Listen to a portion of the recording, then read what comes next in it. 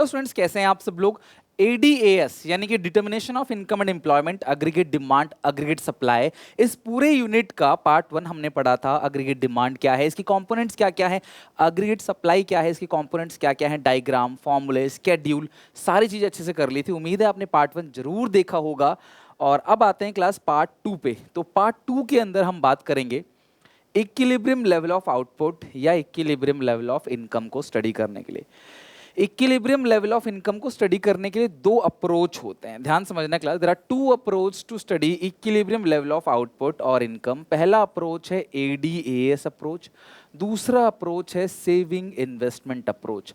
Under AD AS approach में economy तभी equilibrium में आती है जब एडी और एएस दोनों आपस में बराबर होगा। Under AD AS approach economy is in equilibrium at a point where aggregate demand is equal to aggregate supply. और सेविंग इन्वेस्टमेंट अप्रोच में इकोनॉमी तभी इक्विलिब्रियम में आएगी जब सेविंग्स और इन्वेस्टमेंट्स दोनों बराबर होंगे। सो एडीएएस अप्रोच में एडीएएस के बराबर होगा तब इक्विलिब्रियम में आएगी इकोनॉमी, और सेविंग इन्वेस्टमेंट में जब सेविंग और इन्वेस्टमेंट के बराबर होगा तब इकोनॉमी इक्विलिब्रियम में आएगी। तो ये तो क्लास हो गई मोटा मोटी बात कि हाँ भाई एडीएएस में एडीएएस के बराबर होता है तब इक्विलिब्रियम में आएगी इकोनॉमी, और सेविंग इन्वेस्टमेंट में जब एस और आई के बराबर होगा। अब समझते हैं क्या है ये ADAS approach क्या है। In this approach, equilibrium level of output is achieved when aggregate demand is equal to aggregate supply. ADAS approach में equilibrium level of income तभी achieve होगा जब aggregate demand और aggregate supply आपस में बराबर होंगे। तुम्हें मैं AS का डायग्राम बता चुका हूं, तुमको मैं AD का डायग्राम बता चुका हूं, राइट। अब यहाँ पे देखो कब आएगा इक्विलिब्रियम। AS तो 45 डिग्री से होता है, आपने देखो ये AS बना दिया है ना, ये है AD, थोड़ा सा अपवर्ड स्लोपिंग होता है लेकिन जीरो से ऊपर, बिकॉज कुछ ना कुछ तो ऑटोनोमस कंजप्शन भी होगा। तो जहां पे ये एडी और एएस दोनों बराबर होगा वो पॉइंट इक्विलिब्रियम होगा, और यहाँ पे फुल एम्प्लॉयमेंट होगा। फुल एम्प्लॉयमेंट मतलब जो लोग काम करना चाहते हैं, जो लोग काम करने के योग्य हैं, उनके पास काम है। बट डिमांड सप्लाई के बराबर है नहीं, इकोनॉमी फुल एम्प्लॉयमेंट है, फुल एम्प्लॉयमेंट में है, मतलब जो काम करना चाहते हैं, काम करने के लायक है, उनके पास काम है। तो ये हो गया एडीएएस, ये हो गया क्लास एडी, ये एएस जहां पे इक्विलिब्रियम होगा उसको बोलते हैं फुल एम्प्लॉयमेंट इक्विलिब्रियम ई पॉइंट को, और नीचे क्लास ये जो वाई है इसी वाई को क्लास क्या बोलते हैं, इक्विलिब्रियम लेवल ऑफ इनकम। तो यहाँ पे स्केड्यूल वैसे तो मैंने सी प्लस आई दोनों को जोड़ के एडी निकाला है, ठीक है, और C प्लस एस को जोड़ के AS निकाला है। बट सच कहूं तो आप अगर इतना डिटेल में नहीं लिखना चाहते C प्लस आई, आप सीधे AD और AS लिखना चाहते हैं, तो देखो जो Y है ना 100, 200, 300, 400 एंड 500, Y ही AS है। आपको पिछली क्लास में बताया था मैंने, AS का फॉर्मूला C प्लस एस है, Y का फॉर्मूला भी C प्लस एस है। सो AS Y के बराबर है, राइट। AS जो है वो Y के बराबर है। ये है क्लास आपका एग्रीगेट सप्लाई, ओके, और ये है वाई, दोनों बराबर है। और एडी तो बढ़ता जाता है 200, 250, 300, 350, 400। तो जहां पर एडी एएस दोनों आपस में बराबर है, देखो यहाँ पे एडी भी 300 है, एएस भी 300 है, इसको बोलते हैं इक्विलिब्रियम लेवल ऑफ इनकम या equilibrium level of output, where aggregate demand is equal to aggregate supply. जहां पे एडी और एएस दोनों बराबर है उसको आप लोग क्या बोलोगे, इक्विलिब्रियम लेवल ऑफ इनकम या equilibrium level of output, right. चलो अब देखते हैं क्लास एडीएएस के बाद एसआई अप्रोच। हाँ देखो एडी और एएस अगर दोनों आपस में बराबर हैं तो इकोनॉमी इक्विलिब्रियम में है। If AD is equal to AS, अगर एडी और एएस दोनों आपस में बराबर है तो इकोनॉमी इक्विलिब्रियम में है। बट अगर एडी ज्यादा है एएस से तब क्या होगा, what happens if aggregate demand is greater than aggregate supply, right. When aggregate demand is greater than aggregate supply, flow of goods and services in economy tends to be less than their demand. अगर aggregate demand ज्यादा है तो लोग demand ज्यादा कर रहे हैं और जो सप्लाई है वो कम है। When aggregate demand is greater than aggregate supply, flow of goods and services in economy tends to be less. तो इकोनॉमी में जितना सप्लाई होना चाहिए था उससे वो कम है। Producers needs to produce more goods, अब डिमांड ज्यादा आ रही है तो प्रोड्यूसर क्या करेंगे, ज्यादा सामान बनाएंगे इकोनॉमी के अंदर। एग्जिस्टिंग स्टॉक सारा का सारा बिक गया, producer would suffer for the loss of unfulfilled demand. ये 3 पॉइंट बेस्ट है लिखने के लिए। अगर आपको क्वेश्चन पूछता है what happens if aggregate demand exceeds aggregate supply, इसको एक्सेस डिमांड भी आप कह सकते हो कि ये एक्सेस डिमांड है जहां पे एग्रीगेट डिमांड ज्यादा है एग्रीगेट सप्लाई से। तो if AD is greater than AS, अगर एग्रीगेट डिमांड ज्यादा है एएस से तो डिमांड ज्यादा है, तो एग्जिस्टिंग माल सारा बिक चुका है, तो हमें फर्दर प्रोडक्शन करना चाहिए और मोर प्रोडक्शन करना चाहिए क्योंकि डिमांड लोग ज्यादा कर रहे हैं और एग्जिस्टिंग स्टॉक जो है वो बिक चुका है। अब अगर एडी कम है, उल्टा है ना, when AS is more, AS more है, AD कम है, then flow of goods and services वो exceed है their demand। तो जो डिमांड हो रही है उससे ज्यादा तुम सप्लाई कर रहे हो, उससे ज्यादा सामान बना रहे हो, जिसकी वजह से तुम्हारे पास अनवांटेड स्टॉक इकट्ठा होने लग रहा है, बाहर कोई नहीं खरीद रहा, तुम बनाए जा रहे हो, तो प्रोडक्शन में कटौती करनी पड़ेगी। As a result some of the goods would remain unsold, कुछ माल नहीं बिकेगा और उसको स्टॉक को क्लियर करने के लिए क्लास कट इन प्रोडक्शन, आपको प्रोडक्शन में कटौती करनी पड़ेगी। Consequently AS would reduce and becomes equal to AD. Aggregate supply क्या हो जाएगा क्लास, एएस कम हो जाएगा और फिर एडी के बराबर हो जाएगा। अगर आप सप्लाई को थोड़ी कम कर दोगे यहाँ पे तो एएस कम हो जाएगा और एडी एस के बराबर हो जाएगा। यहाँ डिमांड को अगर आप डिमांड ज्यादा है, सप्लाई को बढ़ा दोगे तो वो दोनों आपस में बराबर हो जाएगा, राइट। तो अगर एडी एएस के इक्वल है तो इक्विलिब्रियम में है, फुल एम्प्लॉयमेंट लेवल पे है। डायग्राम आपको बता, पेपर में डायग्राम जरूर बनाना, स्केड्यूल एक बार को मिस कर गए लेकिन डायग्राम जरूर बनाना पेपर में अगर आपसे ये एडी एएस अप्रोच पूछता है तो, right. Next SI approach, saving investment approach. In saving investment approach, economy level, equilibrium level is attained at a point where S is equal to I. तो ये S जो है प्लान सेविंग है, upcoming year में जो saving होने वाली है, और जो I है इन्वेस्टमेंट वो है क्लास अपकमिंग ईयर में जो इन्वेस्टमेंट्स होने वाली है। Under SI approach economy is in equilibrium when S is equal to I, when savings is equal to investment. जब सेविंग और इन्वेस्टमेंट दोनों बराबर होगा तो इक्विलिब्रियम लेवल अटेन किया जाएगा, राइट। तो ये क्लास Y है, ये S है, ये I है। तो S शुरू में नेगेटिव है, फिर 0 है, फिर पॉजिटिव। आप अपने मर्जी से भी आप स्केड्यूल बना सकते हो, थोड़ा सा देखो समय देना पड़ेगा, इतना बड़ा चैप्टर है ये, आपको टाइम पूरा देना पड़ेगा तभी सीखोगे, तभी 12 नंबर पूरे मिलेंगे। आप अपने मन से कोई भी नंबर ले लो, बस शुरू में माइनस लेना, लाइक -5, फिर -3, फिर 0, फिर 4, फिर 8 ऐसा करके, और इसको आई को एक ऐसा नंबर ले लो जो क्लास यहाँ कहीं ना कहीं क्लास हो एस के अंदर, तभी तो एस आई के बराबर होगा।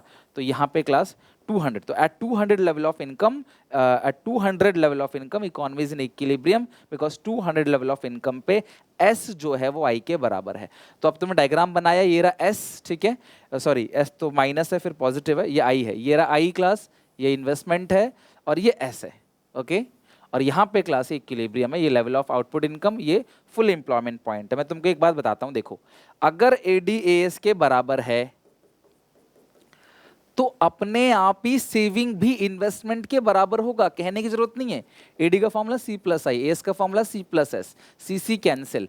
तो अगर ADAS के बराबर है इट मींस जो सेविंग्स है वो इन्वेस्टमेंट के बराबर है। अगर एग्रीगेट डिमांड और एग्रीगेट सप्लाई आपस में इक्वल है तो भाई सीधी सी बात है, जो सेविंग्स और इन्वेस्टमेंट है ना वो भी आपस में इक्वल होगा। अगर मैं तुम्हें डायग्राम बना के दिखाऊं ना, यहाँ पे देखो जरा तुम एक बार इसको, चलो एनालाइज करो। अभी तो मैंने तुम्हें अलग अलग दिखाया था, अब मैं तुम्हें एक साथ एक डायग्राम बना के दिखाता हूँ दोनों का, राइट। तो ये हो गया ADAS, यहाँ मान लेते हैं SI, ठीक है। तो ये 0 हो गया, ये X, ये Y, ये 0, ये -Y यानी Y डैश कह लो इसको, और ये हो गया X, ठीक है।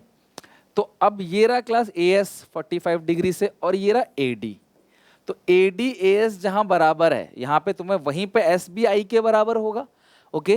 तो ये हो गया इक्विलिब्रियम लेवल, ये हो गया इक्विलिब्रियम लेवल जहां पे ADAS के बराबर है। उसी कॉरस्पॉन्डिंग लेवल पे यहाँ तुम I निकाल लो, ये हो गया क्लास S और ये हो गया I। एक सेकंड, ऐसे नहीं, हाँ ये हो गया क्लास। उसी कॉरस्पॉन्डिंग लेवल पे आपको इकोनॉमी में इक्विलिब्रियम दिखाना है, तो S को थोड़ा सा ऐसे बनाओ, जहां पे आप देखोगे ना ऊपर ADAS बराबर है, उसी पॉइंट पे सेविंग इन्वेस्टमेंट भी बराबर होना चाहिए। ये सेविंग है तो आप देखो उसी पॉइंट पे जहां ADAS के बराबर ये I है, तो जहां पे ADAS के बराबर है उसी पॉइंट पे जो है वो सेविंग भी इन्वेस्टमेंट को कट कर रहा है या टच कर रहा है, ठीक है। यहाँ देखो दोनों पॉइंट आपस में बराबर है ADS, यहाँ भी S और I बराबर है, तो ये इक्विलिब्रियम लेवल ऑफ पॉइंट है। यहाँ पे लिखोगे ADAS, यहाँ पे Y, यहाँ पे Y, ये S और I। सो अगर ADAS के बराबर है तो पक्की बात है क्लास सेविंग भी इन्वेस्टमेंट के बराबर होगा। डन। वीडियो पॉज करके लिख लो, वो अलग अलग बनाया था, यहाँ मैंने एक ही डायग्राम में दिखा के बनाया ऊपर और नीचे करके कि जहाँ ADAS के बराबर होगा उसी कॉरस्पॉन्डिंग लेवल पे SBI के बराबर होगा। ठीक है, चलो वीडियो पॉज करके लिख लेना। तो ये स्केड्यूल हो गया, ये डायग्राम हो गया, ये मीनिंग हो गया। ADAS अप्रोच इकोनॉमी इक्विलिब्रियम में कब आएगा, इसके दो अप्रोच हैं, ADAS और SI। ADAS में ADAS के बराबर होगा, SI में सेविंग्स जो है वो इन्वेस्टमेंट के बराबर होगा। क्लास आई बात समझ यहाँ पे। अच्छा, अगर अब S और I दोनों बराबर हैं तो इकोनॉमी तो इक्विलिब्रियम में है, अगर S और I दोनों बराबर हैं। बट क्या होगा, what happens if S is greater then I? देखो S का मतलब है सेविंग्स, लोग बचत कर रहे हैं, पैसा बचा रहे हैं, और I का मतलब है क्लास इन्वेस्टमेंट। अच्छा, अगर लोगों ने पैसा बचाना ज्यादा स्टार्ट कर लिया, सेविंग्स करना स्टार्ट कर दिया, इन्वेस्टमेंट कम कर रहे हैं, तो एज अ प्रोड्यूसर तुम प्रोडक्शन ज्यादा करोगे या कम करोगे? लोग पैसा बचा रहे हैं, they are not agree to expense करने के लिए तैयार नहीं है, वो पैसे बचा रहे हैं। What happens if savings is greater than investment? अगर सेविंग्स ज्यादा है इन्वेस्टमेंट से, if savings is greater then investment, अगर सेविंग्स जो है वो ज्यादा है तो होगा क्या? तो इसका मतलब क्या है, लोग पैसा ज्यादा बचा रहे हैं तो प्रोड्यूसर को प्रोडक्शन कम करना पड़ेगा, right? It implies that when plan savings is greater than plan investment, it is in circular flow of income, accordingly overall expenditure in economy would be remain lower than what is required to buy the plan output. ध्यान समझना, अगर savings लोग ज्यादा कर रहे हैं, it means overall expenditure लोग खर्च इतना नहीं कर रहे जितना क्लास इकोनॉमी में होना चाहिए। सम आउटपुट वुड रिमेन अनसोल्ड, कुछ माल बिकेगा ही नहीं, क्योंकि क्लास इस सिचुएशन में AS ज्यादा है क्लास AD से। एग्रीगेट सप्लाई जो है वो ज्यादा है, डिमांड कम है ना, तो कुछ माल बिकेगा ही नहीं। And producer would have undesired stock, बिना मतलब का तुम्हारे पास माल इकट्ठा हो जाएगा। To clear their unwanted stock the producer would now plan lesser output, तब तक जब तक कि SI के बराबर ना हो जाए। तो प्रोड्यूसर जो है वो लेसर आउटपुट बनाएगा, आउटपुट कम बनाएगा ताकि SI के बराबर आ जाए। तो what happens if S is greater then I, तो तब आप क्लास ये वाला लिखोगे। सेविंग ज्यादा है, लोग बचा ज्यादा रहे हैं, खर्च कम कर रहे हैं, तो प्रोडक्शन कम कर दो। यहाँ सेविंग कम, इन्वेस्टमेंट ज्यादा है, लोग इन्वेस्ट करने को तैयार हैं, लोग खर्च करने को तैयार हैं। भाई AD का ही तो पार्ट होता है C+I, कंजप्शन प्लस इन्वेस्टमेंट। लोग इन्वेस्टमेंट करने को तैयार है, खर्च करने को तैयार हैं, तो फिर आप प्रोडक्शन को बढ़ा दो तेजी से, क्योंकि लोग खर्च करने को रेडी हैं। It implies that plan saving is less then plan investment into the circular flow of income. Accordingly, overall expenditure in the economy would turn out to be greater. लोग खर्च ज्यादा कर रहे हैं जितना हम सोच रहे थे। Here the producer would suffer loss of unfulfilled demand. यानी कि डिमांड लोग ज्यादा कर रहे हैं, आप सप्लाई नहीं कर पा रहे, तो आप डिमांड पूरा नहीं कर पा रहे हो। To manage the situation producer now plan higher output, तो प्रोड्यूसर को क्या करना पड़ेगा, प्रोडक्शन को बढ़ाना पड़ेगा, और ये प्रोसेस तब तक चलेगा जब तक कि सेविंग्स और इन्वेस्टमेंट दोनों आपस में बराबर ना हो जाए। ओके तो अगर S ज़्यादा है तो क्या होगा, S कम है तो क्या होगा, S इक्वल है AD और AS, या S और I इक्वल है तब क्या होगा। ये कंप्लीट आपको क्लास आज के पार्ट में मैंने बताया, इक्विलिब्रियम लेवल के दोनों अप्रोच, उसको डायग्राम एक्सप्लेन करके, स्केड्यूल बना के, और ज़्यादा होगा कम होगा तो क्या होगा। सीधी सी देखना क्लास, एज अ प्रोड्यूसर आपको बोलना है, अगर लोग इन्वेस्ट ज़्यादा कर रहे हैं, बचा कम रहे हैं, खर्च करने को रेडी हैं, प्रोडक्शन बढ़ा दो। लोग सेविंग्स ज़्यादा कर रहे हैं तो आप प्रोडक्शन को कट कर दो। और इसी बात को सिंपल लैंग्वेज में आपको लिखना है। 2 to 3 मार्क्स, इससे ज़्यादा क्लास आपको ये चीज़ नहीं पूछी जाएगी, 2 से 3 नंबर तक का आप ये एक्सपेक्ट कर सकते हो बोर्ड एग्जामिनेशन में। ओके चलो, तो ये यहाँ पे क्लास हम इस सेशन को एंड करते हैं। आज का पार्ट थोड़ा छोटा था पहले पार्ट से, बट प्लीज़ ये दोनों पार्ट 1 और पार्ट 2, यहाँ पे क्लास में अभी अकाउंट्स और BST का प्लेलिस्ट भी अटैच कर दूंगा, आप उसको भी देखना। और इको की प्लेलिस्ट भी डिस्क्रिप्शन बॉक्स में पड़ा हुआ है, तो line by line, part by part सब कुछ यहाँ पे अवेलेबल है।